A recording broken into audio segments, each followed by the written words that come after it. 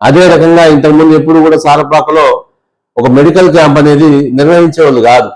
అలాంటిది నేను కంపెనీ వారు వచ్చినప్పుడు చిన్న చిన్న లయన్స్ క్లబ్, రోటరీ క్లబ్ ద్వారాగా ఎక్కడో బోర్డింగ్ చేస్తే దాంట్లో కంట్రిబ్యూషన్ 5,000 ఉంటే దానికి 60 కార్లలో వచ్చేసి ఓపెనింగ్ చేసేవాళ్ళు.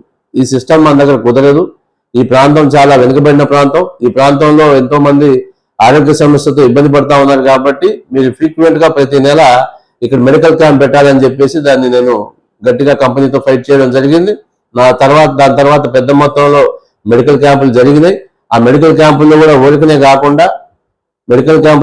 కాకుండా ఇక్కడ ఏదైతే ఈ సిస్టమ్ ఉందో దీంట్లో ఖచ్చితంగా ఒక మంచి మెడిసిన్ ఇవ్వాలని చెప్పేసి కూడా నేను చెప్పాను. ఆ మెడిసిన్ కూడా వాళ్ళు తీసుకొని క్యాంపులో ఉన్నటువంటి వాళ్ళకి డాక్టర్ల ద్వారా ఇచ్చేటటువంటి కార్యక్రమాన్ని తీసుకురావడం జరిగింది. అది ఆనాటి నుండి జరగకుండా వచ్చింది.